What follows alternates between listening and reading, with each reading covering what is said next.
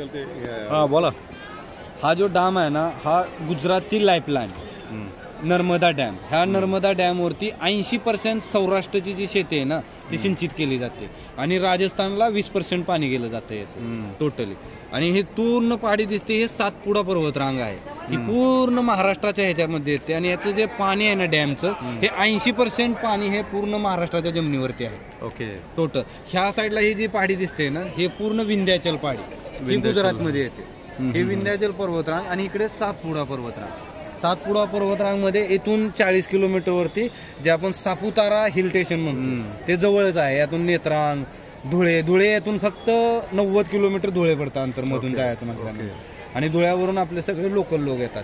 Right. म्हणजे महाराष्ट्राची border पूर्ण ते जे पहाडी. आणि हे आपण जे बघताय नर्मदा नदी, जी नर्मदा नदी गुजरातची लाईफलाईन म्हणली जाते, ही नर्मदा नदी इथून फक्त 100 किलोमीटर वरती भोरतवर जाते.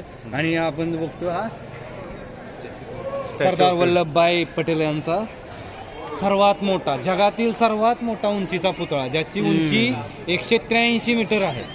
ओके. जे की स्टॅच्यू ऑफ लिबर्टी पेक्षा डबल.